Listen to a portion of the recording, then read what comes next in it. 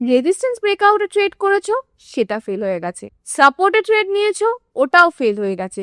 RSI 60, MA 20, 50, 100, 200, দুনিয়ার যত indicators আছে সব স্ট্র্যাটেজি ইউজ করে নিয়েছো। তুমি যাই কিছু না টেস্ট করেছো, এই সব স্ট্র্যাটেজি লাস্ট 6 থেকে 7 মাসের মধ্যে লং সাইডে ট্রেডের জন্য মোস্টলি ফেল হয়ে গেছে, তাই তো? এটার মেন কারণ হচ্ছে তুমি ভুল স্টেজে ভুল ট্রেডকে এন্ট্রি করে দিয়েছো। তো আজকে আমরা এই ভিডিওতে শিখবো স্টকের কোন স্টেজে তুমি ট্রেড করা উচিত। আর আজকের ভিডিওটা যদি তুমি এন্ড অবধি দেখো, তাহলে এই যে প্রবলেমসগুলো তোমার পুরো ক্লিয়ার হয়ে যাবে। স্টকের কোন কোন স্টেজেস হয়, কোন স্টেজে তোমার ট্রেড করা উচিত, কোন স্টেজে তোমাকে বসে থাকা উচিত, কিভাবে তুমি আইডেন্টিফাই করবে স্টকটা কোন স্টেজে আছে, এই সব কিছু আমরা আজকে ক্লিয়ার করে শিখবো। আর এই ভিডিওটা যদি তুমি এন্ড অবধি দেখো, এটা আমি তোমাকে বলতে পারি যে স্টক সিলেকশনের ক্ষেত্রে 95% ট্রেডার্সের থেকে বেশি ভালো স্টকস তুমি সিলেক্ট করতে পারবে। আর তুমি যদি স্টক সিলেকশনের স্টেজেস গুলো ভালো করে বুঝে যাও, কিভাবে স্টেজ আইডেন্টিফাই করতে হয়, কোন স্টেজে ট্রেড করতে হয়, কোন স্টেজে স্লো ডাউন করে দিতে হয়, তাহলে এমনিতেই যে কোনো ইন্ডিকেটর বা যে কোনো স্ট্র্যাটেজি তুমি ইউজ করো না কেন, সেটার থেকে তোমার প্রফিট জেনারেটও বেশি হবে। আর তুমি যদি এই স্টক সিলেকশনের কনসেপ্টটা নাই জানো, তাহলে তুমি এটা কোনোদিনই বুঝবে না। একটা স্ট্র্যাটেজি ইউজ করে দেখবে কোনো 2-3 মাস তোমার ভালো প্রফিট হচ্ছে, আর তারপরে সেম স্ট্র্যাটেজি ইউজ করে তোমার কন্টিনিউ লস হতে থাকবে। তো তুমি এটা বুঝবেই না যে সেম স্ট্র্যাটেজিতে আমার একবার প্রফিট দিচ্ছে, একবার কন্টিনিউ এত লস দিচ্ছে যে যত আমি প্রফিট বানিয়েছিলাম সব তোমার ওয়াইপ আউট হয়ে যাচ্ছে, ক্যাপিটাল থেকেও ওয়াইপ আউট হয়ে যাচ্ছে। তো ওটা একটা বড় প্রবলেম হয়ে দাঁড়াবে তোমার জন্য। তো এই স্টক সিলেকশনটা এই জন্যই এত ইম্পর্টেন্ট যে তুমি বুঝবে যে এক্স্যাক্টলি কোন টাইমে তোমাকে ট্রেড করতে হবে আর এক্স্যাক্টলি কোন টাইমে তোমাকে স্লো ডাউন হয়ে যেতে হবে। হাই, আমি প্রতিমা ট্রেডার্স গুরুকুলের কো-ফাউন্ডার। আর আমি এই ভিডিওগুলো বানাই একটা কারণেই, যাতে তোমরা খুব ইজি ওয়েতে বাংলা ভাষায় স্টক মার্কেট শিখতে পারো। যেরকম মানুষের আমাদের প্রত্যেকটা টাইম আমরা একই রকম ইমোশনসের মধ্যে দিয়ে যাই না, আমাদের লাইফে ডিফারেন্ট ডিফারেন্ট স্টেজ হয়। কখনো আমরা খুব খুশি থাকি, কখনো দুঃখে রাখি, কখনো খুব সারপ্রাইজড হই, কখনো এক্সাইটেড হয়ে যাই। ঠিক সেরকম ভাবেই প্রত্যেকটা স্টকসেরও ডিফারেন্ট ডিফারেন্ট স্টেজ হয়। একটা স্টকের লাইফেও অনেকগুলো স্টেজ থাকে। তো আজকে আমরা এই স্টেজগুলোর ডিটেলে বুঝবো যে একটা স্টকের কি কি স্টেজ থাকে। তো ঠিক যেরকম ভাবে মানুষের এই ডিফারেন্ট ডিফারেন্ট ইমোশনস থাকে, স্টেজেস থাকে, ঠিক সেরকম ভাবেই স্টকেরও 4টে স্টেজ থাকে। একটা অ্যাকুমুলেশন, সেকেন্ড হচ্ছে গ্রোথ, থার্ড হচ্ছে ডিস্ট্রিবিউশন, ফোর্থ হচ্ছে ডিক্লাইন। তো চলো ডিটেলে বোর্ডে বুঝি এই 4টে স্টেজের কি কি অ্যানালাইসিস হয়। তো একটা স্টকের মেইনলি 4টে স্টেজেস হয়। স্টেজ 1 হচ্ছে অ্যাকুমুলেশন, স্টেজ 2 হচ্ছে গ্রোথ, স্টেজ 3 হচ্ছে ডিস্ট্রিবিউশন, অ্যান্ড স্টেজ 4 হচ্ছে ডিক্লাইন। এই ডিক্লাইন স্টেজকে আমরা বিয়ার মার্কেট হিসাবেও বুঝি, আর এই গ্রোথকে আমরা বুল মার্কেট হিসাবেও বুঝি। তো একটা স্টক শুধুমাত্র এই 4টে স্টেজের মধ্যে দিয়ে যাওয়া আসা করে। তো একটা স্টকের পুরো লাইফে এই 4টে স্টেজই আসে। তো নর্মালি একটা স্টক ফার্স্টে অ্যাকুমুলেশন স্টেজে যায়, তারপরে গ্রোথ স্টেজে যায়, তারপরে ডিস্ট্রিবিউশন স্টেজে যায়, আর তারপরে ডিক্লাইন স্টেজে যায়। তো এইটা হচ্ছে স্টেজ 1, এটা হচ্ছে তার স্টেজ 2, এটা হচ্ছে তার স্টেজ 3, আর এটা হচ্ছে স্টেজ 4। বোঝা গেল? এই S1, S2, S3, S4 এইটাকে আমি আর পুরোপুরি লিখছি না, অ্যাকুমুলেশন, গ্রোথ, ডিস্ট্রিবিউশন, ডিক্লাইন। তো আমি এবারে S1, S2, S3, S4 এইভাবেই তোমাদেরকে বোঝাবো। তো নামগুলো মনে রাখবে। তো এই 4টে স্টেজের মধ্যে দিয়ে একটা স্টকের লাইফ সাইকেল যায়। এবার ফার্স্টেই আসি অ্যাকুমুলেশন স্টেজ। এই অ্যাকুমুলেশন স্টেজটা কি হয়? এই অ্যাকুমুলেশন স্টেজে স্টকটা নর্মালি একটা রেঞ্জের মধ্যেই থাকে, খুব বেশি ওঠানামা করে না। ধরো একটা মেজর ফল হয়েছে, ধরো ডিক্লাইন স্টেজ হয়েছে, ডিক্লাইন স্টেজের পর যখন একটা স্টকের প্রাইস একটা রেঞ্জের মধ্যে অনেক দিন ধরে ওঠানামা করে, বেশি উপরেও যায় না, বেশি নিচেও যায় না, খুব বেশি নিউজেও আসে না, ঠিক এই টাইমে যখন একটা রেঞ্জের মধ্যে থাকে তখন ওটাকে আমরা বলি অ্যাকুমুলেশন স্টক। কোনো বড় বড় ইনভেস্টার্সরা এই অ্যাকুমুলেশন স্টেজে ট্রেড নেয়। তারা দেখে যে স্টকের প্রাইসটা এখন নিচে আছে, স্টকটাকে সস্তায় পাওয়া যেতে পারে, সেই জন্য যারা বড় ইনভেস্টার্স হয় তারা অনেক সময় অ্যাকুমুলেশন স্টেজে ট্রেড নেয়। কিন্তু যারা আমাদের মতো ট্রেডার, যারা সুইং ট্রেডিং করে বা রিটেলার ট্রেডার, তাদের অ্যাকুমুলেশন স্টেজে ট্রেড নেওয়া উচিত নয়। এবার আমরা কি জানি, অ্যাকুমুলেশন স্টেজটা নর্মালি যখন মার্কেট ডিক্লাইন স্টেজ থেকে আসে ওর পরে অ্যাকুমুলেশন স্টেজে আসে। তার মানে কি, স্টকের প্রাইস নর্মালি অ্যাকুমুলেশন স্টেজে তুমি কম পাবে। তো স্টকের যা পোটেনশিয়াল প্রাইস হয় ডিক্লাইন স্টেজে যখন নিচে পড়ে যায়, তারপরে যখন অ্যাকুমুলেশন স্টেজে থাকে, তো কি হতে পারে, এই টাইমে স্টকটা তুমি আন্ডার ভ্যালুড পাচ্ছ। তো যারা বড় ইনভেস্টার্স তারা অবভিয়াসলি এতে ইন্টারেস্ট দেখাবে যে স্টকটা আন্ডার ভ্যালুড, এখন কিনে রেখে দিই। এই জন্য অ্যাকুমুলেশন স্টেজে যারা বড় ইনভেস্টার্স হয় তারা অনেক সময় এতে ইন্টারেস্ট দেখায়। এবার তোমাদের মনে এই কোশ্চেন আসতে পারে যে আপনি বলছেন অ্যাকুমুলেশন স্টেজে স্টকটা আন্ডার ভ্যালুড, সস্তায় আছে, বড় ইনভেস্টার্সরা কিনছে, তাহলে আপনি আমাদেরকে কেন না করছেন যে অ্যাকুমুলেশন স্টেজে আমরা কেন কিনবো না, সস্তায় আছে তো আমরাও কিনতে পারি। দেখো, যখন আমাদের মতো তুমি বা আমি, আমাদের মতো যারা রিটেলার ট্রেডার, ছোট ট্রেডার, যদি তুমি অ্যাকুমুলেশন স্টেজে ট্রেড কিনে না, ফর এক্সাম্পল রিলায়েন্সে যদি তুমি চার্ট দেখো, রিলায়েন্স লাস্ট 8 বছর ধরে একই রেঞ্জের মধ্যে রয়েছে, খুব বেশি উপরে যায়নি। তো 8 বছর ধরে আমরা নর্মালি স্টক হোল্ড করে রাখি না। তো যারা 8 বছর, 10 বছর, 15 বছর, 20 বছর হোল্ড করে রাখবে বড় ইনভেস্টার্সটা, তাদেরকে আমি বলছি তারা এই স্টেজে কিনতে পারে।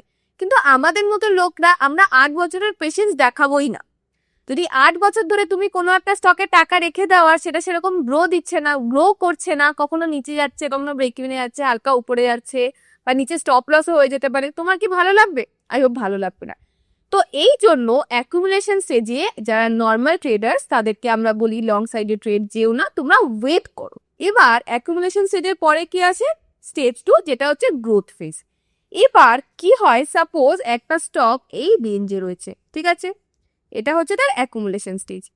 এবার যখন এটাকে ব্রেকআউট দিচ্ছে, শুধু ব্রেকআউট দিলেই হয় না, যখন অ্যাকুমুলেশন স্টেজ থেকে গ্রোথ স্টেজে যায় তখন ওই স্টকের ভলিউমও বাড়তে থাকে। তো হাই ভলিউমের সাথে স্টকটা আস্তে আস্তে উপরের দিকে ব্রেকআউট দেয় এবং গ্রোথ স্টেজে যাওয়া শুরু করে। এবার স্টকটা যখন গ্রোথ স্টেজে থাকবে তখন কি হবে, অবভিয়াসলি স্টকটার গ্রোথ স্টেজে আমরা কি দেখতে পাচ্ছি, স্টকটা ফুললি বুল রানে রয়েছে, স্টক স্ট্রংলি উপরের দিকে যাচ্ছে। তো এই টাইমে তুমি ওই কোম্পানির ব্যাপারে ভালো ভালো নিউজ শুনবে, নিউজে আসবে যে কোম্পানির রেজাল্ট এত ভালো করেছে এই জন্য স্টক উপরে যাচ্ছে, স্টকের বড় বড় ভলিউমের ক্যান্ডেলসও তুমি দেখতে পারবে ওই টাইমে। আর স্বাভাবিকভাবে যখন নিউজে আসবে স্টক উপরের দিকে যাওয়া শুরু করবে, তো পাবলিক ইন্টারেস্টও স্টেজ 2 এ অনেক বেশি বেড়ে যাবে। তো যেই স্টকটা গ্রোথ ফেজে রয়েছে পাবলিকরা ওতে চাইবে ইনভেস্ট করতে। তো আমরাও এটাই চাইবো, যখনও কোনো স্টক স্টেজ 2 তে থাকবে ওই টাইমে আমরা চেষ্টা করব যে ওই স্টকে বাই করার জন্য। এবার দেখো, যারা অ্যাকুমুলেশন স্টেজে বড় বড় ইনভেস্টার্স কিনছে তাদেরও প্রফিট হবে। আর এটা মনে রাখবে, এই গ্রোথ স্টেজ কোনোদিন 1 দিন বা 2 দিন বা 3 দিনের জন্য আসে না, বা 1 মাস 2 মাসের জন্য আসে না। এটা হতে পারে 6 মাস, 1 বছর, 2 বছর, এরকম এই টাইমের জন্য তোমার গ্রোথ স্টেজ আসছে। তো যখন একটা স্টক গ্রোথ স্টেজে রয়েছে তুমি ওই টাইমে ওই স্টকে বাই করো, ওই টাইমে তোমার প্রফিট হওয়ার চান্সেসও অনেক বেশি থাকবে, কেন কি অলরেডি স্টকটা গ্রোথ ফেজেই রয়েছে। আর এই গ্রোথ স্টেজ ছোট বড় হয় না, উইকলি টাইম ফ্রেমে যদি দেখো তুমি কোনো কোনো স্টক দেখবে 300-400%ও গ্রোথ স্টেজে মুভ দিয়ে দিয়েছে। এরপরে যখন আমরা এক্সাম্পলস নিয়ে দেখবো তোমরা আরো ভালোভাবে বুঝতে পারবে। তো এটা গেল স্টকের গ্রোথ স্টেজ। এবার তুমি ভাবো একটা স্টক অনেক দিন ধরে অ্যাকুমুলেশনে ছিল, তারপর স্টকটা উপরের দিকে খুব ভালোভাবে মুভ দিচ্ছে হায়ার হাই এবং হায়ার লো বানাতে বানাতে। এবার একটা টাইম পর তো এটা হবে যে স্টকটা স্লো ডাউন হয়ে যাবে, তখন আসবে আমাদের ডিস্ট্রিবিউশন বা স্ট্রেটজি। যখন স্টকটা হালকা স্লো ডাউন হবে, আবার একটা রেঞ্জের মধ্যে থাকবে, যখন ধরো যারা স্টেজ 2 তে কিনেছে বা স্টেজ 1 এ বাই করেছে তাদের ভালো ভালো প্রফিট হয়ে যাবে, তখন স্টকটা আস্তে আস্তে কি হবে, স্ট্যাগন্যান্ট হয়ে যাবে। ওর যে টাইমটা, সেই টাইমটাকে আমরা বলবো ডিস্ট্রিবিউশন ফেজ। এবার এই ডিস্ট্রিবিউশন ফেজেও কি হয়, তুমি কি দেখতে পারবে, যে বড় বড় ক্যান্ডেল দেখতে পারবে। কেন? যারা স্টেজ 2-তে কিনেছে বা স্টেজ 1-এ কিনেছে, তাদের স্বাভাবিকভাবে ভালো প্রফিট দেখাচ্ছে, তো আস্তে আস্তে লোকজন বিক্রি করা স্টার্ট করবে, তো সেই জন্য এখানে বড় বড় ক্যান্ডেলস দেখবে। তো সেই জন্য এখানে তুমি ভলিউমসও বেশি দেখবে। আর কিছু লোক যারা লেট এন্ট্রি করবে, যারা দেখবে আচ্ছা স্টকটা অলরেডি 100-200% মুভ দিয়ে দিয়েছে, এখন এখানে স্লো ডাউন করছে, তো কিছু কিছু লোক এরকমও আছে যারা স্টেজ 3-তে বাই করবে। আর যারা স্টেজ 3-তে বাই করবে, স্বাভাবিকভাবে তাদের স্টপ লস অনেক বেশি যাবে, তারা লসই বানাবে। এবার স্টেজ 3-তে কিছুদিন সাইডওয়েজ থাকার পরই তখন লোকজন দেখবে যে অলরেডি আমরা এত প্রফিট বানিয়ে নিয়েছি, স্টকটা এখন স্ট্যাগন্যান্ট হয়ে রয়েছে, তো খুব স্পিডে তখন লোকজনরা সেল করা শুরু করে দেয়, যারা অলরেডি প্রফিটে বসে রয়েছে। তো এই জন্য এই ডিস্ট্রিবিউশন ফেজের পর আমাদের আসে স্টেজ 4 বা ডিক্লাইন স্টেজ, যেটাকে আমরা বিয়ার মার্কেটও বলি। এই বিয়ার মার্কেটে তুমি দেখবে স্টকটা শার্পলি লোয়ার লো এবং লোয়ার হাই বানাতে বানাতে নিচের দিকে যাচ্ছে। এটা একটা সাইকেলের মতো। সাপোজ এই স্টেজ 1, স্টেজ 2, স্টেজ 3 এবং স্টেজ 4, তো এটা হচ্ছে একটা সাইকেলের মতো। একটা স্টক স্টেজ 1 থেকে স্টেজ 2 গেল, স্টেজ 2 থেকে স্টেজ 3 গেল, তারপরে স্টেজ 4 গেল, স্টেজ 4 এর পর আবার আসছে স্টেজ 1। তাহলে এই অ্যাকুমুলেশন স্টেজটা কোথা থেকে আসছে? হতে পারে যে এই স্টকটা খুব শার্পলি নিচের দিকে পড়েছে ডিক্লাইন স্টেজ থেকে, তারপরে স্টেজ 1-এ এসেছে। এবার তোমাদের দুটো জিনিস আমি বোঝাই। এটা হচ্ছে একটা স্টকের নর্মাল বিহেভিয়ার। নর্মালি একটা stock stage 1, stage 2, stage 3, stage 4 এরকম ভাবে ঘুরতেই থাকে একটা লাইফের মধ্যে।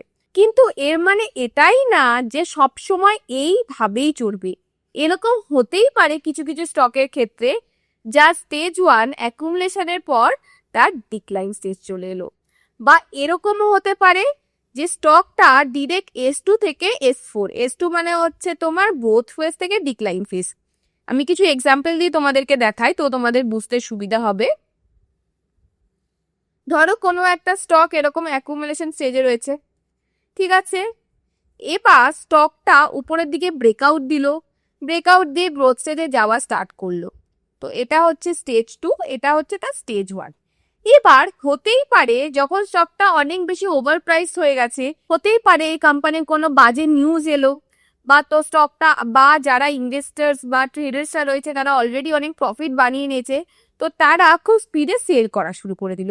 তো এখানে দেখো স্টেজ 2 এর পর থেকে ডিরেক্ট স্টেজ 4 এসে গেল। তো এখানে স্টেজ 1, স্টেজ 2, স্টেজ 4। এবার এটাও হতে পারে স্টেজ 4 এর পর থেকে স্টকটা আর অ্যাকুমুলেশন স্টেজে গেল না, স্টকটা ডিরেক্ট গ্রোথ স্টেজে গেল। তো এইগুলো ভীষণই নর্মাল যে একটা স্টকে স্টেজ 1 এর পর স্টেজ 3, স্টেজ 2 এর পর স্টেজ 4 বা স্টেজ 4 এর পর ডিরেক্ট স্টেজ 2, এটা হতে পারে। তো এটা দেখে তোমরা ঘাবড়াবে না। তো এবার যখন তোমরা চার্টে গিয়ে বুঝবে যে কিভাবে আমরা চার্টে অ্যানালাইসিস করছি, মেবি তোমাদের আরো বেশি ক্লিয়ার হয়ে যাবে।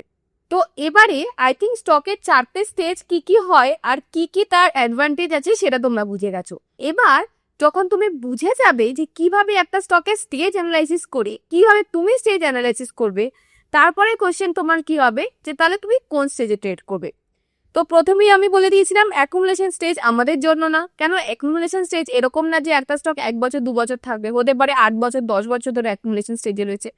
তাই জন্য আমি রেকমেন্ড করবো না তোমরা অ্যাকুমুলেশন স্টেজে বাই ট্রেড করো। তুমি সব কটা স্টকের গ্রোথ স্টেজ দেখো, কোন স্টকটা কখন গ্রোথ স্টেজে রয়েছে।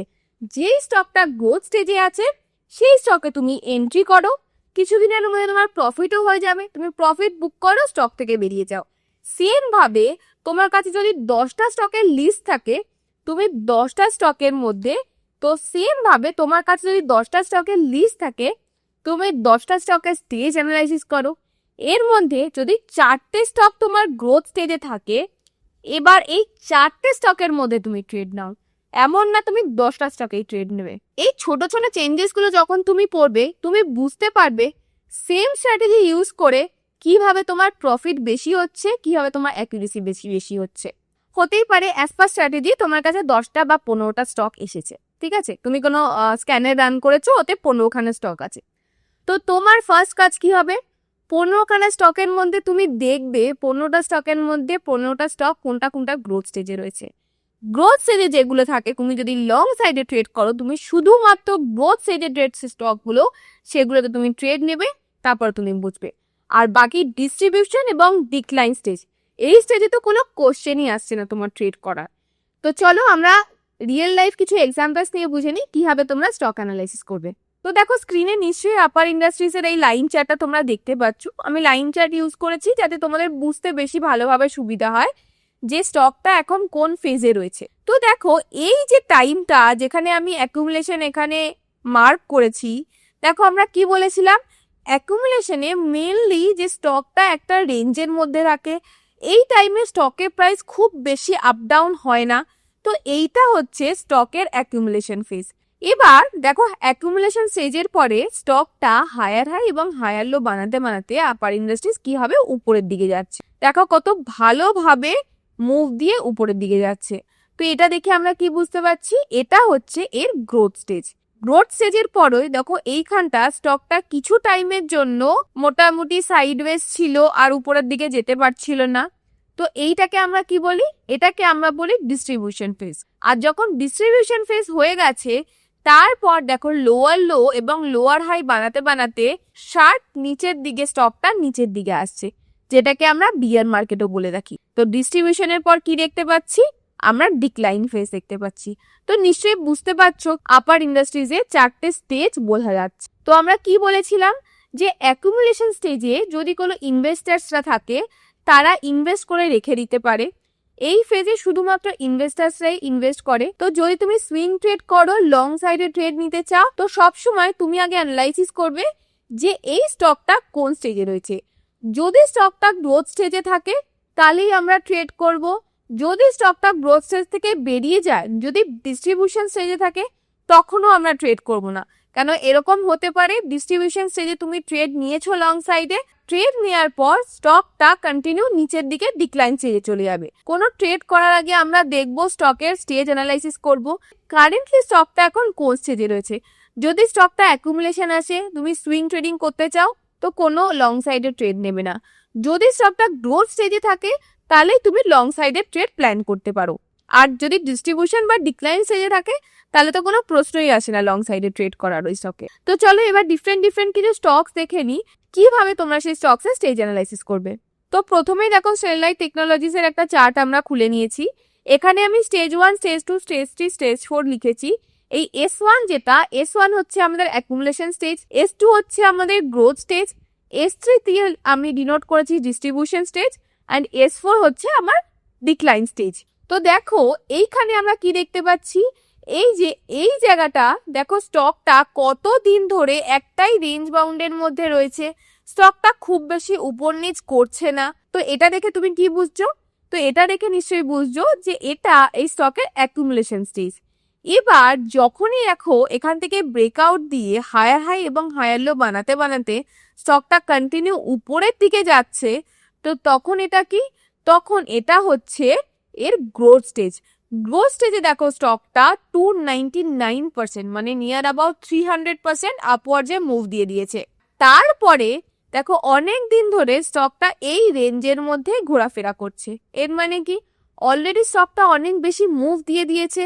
আর আমরা সবাই জানি, যা মানুষের ক্ষেত্রে হয়, যখন তুমি কোনো ম্যারাথন দৌড়াও, যদি কন্টিনিউ দৌড়াতে থাকো তো একটা টাইম পর তোমাকে পজ নিতেই হবে, যেখানে তুমি এনার্জি গেইন করবে। তো এই যে এবার এইখানে এসে স্টকটা কি করছে, স্লো ডাউন হয়ে গেছে। তো এটা হচ্ছে ডিস্ট্রিবিউশন ফেজ। আর ডিস্ট্রিবিউশন ফেজের পর কি আসে, যখন ধরো সাপোজ কিছু ইনভেস্টার্সরা আছে যারা স্টেজ 1-এ কিনে রেখেছে, বা কিছু ট্রেডার্সরা আছে, ইনভেস্টার্সরা আছে যারা স্টেজ 2-তে লং সাইডে ট্রেড কিনেছে। এবার তারা তো একটা সিগনিফিকেন্ট প্রফিট দেখতে পাচ্ছে যখন স্টকটা এতটা মুভ দিয়ে দিয়েছে। এটা স্বাভাবিক ব্যাপার, তারা অলরেডি অনেক প্রফিট বানিয়ে নিয়েছে, মেবি তাদের টার্গেট হিট হয়ে গেছে। তো তারা তখন কি করবে, একটা ভালো মুভের পর তারা তাদের প্রফিট বুক করা স্টার্ট করে দেবে। আর যখন তারা তাদের বড় প্রফিট বুক করে নেবে, বড় বড় ইনভেস্টার্সরা বলো, ট্রেডার্সরা বলো, তখন স্টকটা কিছুটা নিচের দিকে তো যাবেই। এই জন্য ডিস্ট্রিবিউশন স্টেজের পর থেকে দেখো স্টকটা 77-78% মতো ডিক্লাইন নিচের দিকে মুভ দিয়ে দিয়েছে। তো এটা হচ্ছে স্টকের ডিক্লাইন স্টেজ। বোঝা গেল? কিভাবে তুমি স্টকের স্টেজ অ্যানালাইসিস করবে আর কোন স্টেজে তুমি ট্রেড নেবে, আই হোপ সেটাও ক্লিয়ার হয়ে গেছে। চলো আরেকটা স্টক দেখে নিই। এবার নেক্সট স্টক দেখো, ইন্ডিয়ান এনার্জি চার্ট আমরা খুলে নিয়েছি, উইকলি এর চার্ট। এবার এই স্টকটা দেখো লিস্টেডই হয়েছিল 2018 থেকে। তো এখান থেকে দেখো 2021 অব্দি স্টকটা সেরকম কোনো মুভমেন্ট দেয়নি, হালকা একটা রেঞ্জের মধ্যেই ছিল, এই রেঞ্জের মধ্যে। তো আমরা কি বুঝতে পারছি, এটা হচ্ছে তার স্টেজ 1 বা অ্যাকুমুলেশন স্টেজ। অ্যাকুমুলেশন স্টেজ থেকে দেখো এই জায়গাটায় ব্রেকআউট দিয়েছে, হায়ার হাই এবং হায়ার লো বানাতে বানাতে স্টকটা কত সুন্দর উপরের দিকে 382% মুভ দিয়েছে। দেখে হয়তো মনে হচ্ছে ছোট, কিন্তু দেখো 382% গ্রোথ সাউডে মুভ দিয়েছে। আর এটা একদিন দুদিনে হয়নি। তো কারোর যদি ট্রেড করার হয় তো এত তোমার কাছে অপশন আছে স্টেজ 2তে, তোমার কাছে 382% মুভ দিয়েছে। তো তুমি এই পুরো টাইমটা যখন স্টকটা গ্রোথ স্টেজে রয়েছে তখন তুমি লং সাইডে যদি ট্রেড নাও, তাহলে এখানে তোমার ফেল হওয়ার চান্সেস অনেক বেশি কমে যাবে, তুমি যেই স্ট্র্যাটেজিতেই ট্রেড নাও। সেই জন্য যখনই তুমি দেখবে যে স্টকটা স্টেজ 2তে আছে, এই টাইমে তুমি লং সাইডে ট্রেড প্ল্যান করো। তো এই যে এই টাইমটা যখন স্টকটা 382% মুভ দিয়েছে, এই টাইমে তুমি লং সাইডে ট্রেড করার প্ল্যান করতে পারো। এরপরে যখন এত একটা ভালো মুভ দেওয়ার পরে অবভিয়াসলি স্টকটা কোথায় যাবে, ডিস্ট্রিবিউশন ফেজ বা ডিক্লাইন ফেজ। এরপরে দেখো স্টকটা কিছুদিনের জন্য ডিস্ট্রিবিউশন ফেজে ছিল, তারপরে স্টকটা স্ট্রেট নিচের দিকে ডিক্লাইন ফেজে চলে গেছে। ডিক্লাইন ফেজে মোটামুটি 39 বা 40%-এর মতো স্টকটা নিচের দিকে ডিক্লাইন করে গেছে। তো বোঝা যাচ্ছে কিভাবে আমরা স্টকের স্টেজ অ্যানালাইসিস করছি। আই হোপ তোমাদের ক্লিয়ার হয়েছে যে কিভাবে তোমরা উইকলি চার্ট বা ডেইলি চার্টে গিয়ে স্টকের স্টেজ অ্যানালাইসিস, সবসময় যেই টাইম ফ্রেমে তুমি ট্রেড করবে তার থেকে একটা বড় টাইম ফ্রেমে গিয়ে তোমাকে স্টেজ অ্যানালাইসিস করে নিতে হবে যে স্টকটা এখন কোন স্টেজে রয়েছে। যদি তুমি ডেইলি টাইম ফ্রেমে করো তাহলে তুমি উইকলিতে করবে স্টেজ অ্যানালাইসিস, যদি তুমি আওয়ারলিতে করো তাহলে তুমি ডেইলিতে গিয়ে স্টেজ অ্যানালাইসিস করবে। বোঝা গেল? তো আজকে আমি যেভাবে শেখালাম যে কিভাবে তুমি স্টকের স্টেজ অ্যানালাইসিস করবে, আমি আশা করব যে তোমরা 100টা বা 150টা স্টক এরকম নেবে, তোমরা প্রপারলি মার্ক করবে যে ওই স্টকটা এখন কোন স্টেজে রয়েছে, স্টেজ 1, স্টেজ 2, স্টেজ 3, স্টেজ 4। এরকম করে যখন তুমি 100টা স্টক কমপ্লিট করবে, আই হোপ তোমার এটা ক্লিয়ার হয়ে যাবে যে কিভাবে একবার দেখেই তুমি বলে দিতে পারবে যে স্টকটা কোন স্টেজে আছে। আর একটা জিনিস এটা বলে দিই, আজকে যে আমরা 4টে স্টেজ শিখলাম, অ্যাকুমুলেশন, গ্রোথ, ডিস্ট্রিবিউশন এবং ডিক্লাইন, এরকম কোনো মানে নেই যে সবকটা স্টেজ 1, 2, 3, 4 এই প্যাটার্নই আসবে। এরকম হতে পারে স্টেজ 2 এর পর ডিরেক্ট স্টেজ 4 চলে এলো, তার মানে এরকম হতে পারে যে কোনো একটা স্টক ডিরেক্ট গ্রোথ স্টেজের পর থেকে ডিক্লাইন স্টেজে চলে আসছে। আবার এরকমও হতে পারে কোনো একটা স্টক ডিক্লাইন স্টেজের পর থেকে ডিরেক্ট গ্রোথ স্টেজে চলে যাচ্ছে। তো এরকম কোনো মানে নেই, সবসময় স্টেজ 1, স্টেজ 2, স্টেজ 3, স্টেজ 4 পরপর হবে। তো কনফিউজ হবে না। কোনো স্টকে যদি তোমরা এরকম দেখো যে স্টেজ 1 এর পর ডিরেক্ট স্টেজ 3 আসছে বা স্টেজ 1 এর পর স্টেজ 2 এর পর ডিরেক্ট স্টেজ 4 আসছে, তো এগুলো ভীষণই নর্মাল, সেগুলো নিয়ে তোমাকে টেনশন করার কোনো দরকার নেই। তুমি শুধু নর্মাল মার্ক করবে স্টকটা কোন স্টেজে আছে, আর তুমি সবসময় যখন স্টকটা স্টেজ 2 মানে গ্রোথ স্টেজে থাকবে, সবসময় ওই স্টেজে গিয়ে তুমি তোমার লং সাইডের ট্রেড প্ল্যান করবে। আই হোপ আজকের ভিডিওতে আমি যেভাবে শিখিয়েছি, যেভাবে অ্যানালাইসিস করা শিখিয়েছি স্টক স্টেজেস, তোমাদের ক্লিয়ার হয়েছে, তোমরা বুঝেছো কোন টাইমে তোমাদের ট্রেড করতে হবে, কোন টাইমে তোমাকে স্লো ডাউন হয়ে যেতে হবে। তো ভিডিওটা ভালো লাগলে লাইক, শেয়ার এবং সাবস্ক্রাইব করে দিও। কোনো ডাউট থাকলে অবশ্যই কমেন্ট সেকশনে জানিও, আমি চেষ্টা করবো সেটা সলভ করার। আর কোনো স্পেসিফিক টপিকে যদি তোমাদের ভিডিও দরকার হয় কমেন্ট সেকশনে জানিও, আমি নেক্সট ভিডিওতে আনার চেষ্টা করব। তাহলে আজকের জন্য এতটাই, দেখা হচ্ছে পরের ভিডিওতে। ধন্যবাদ।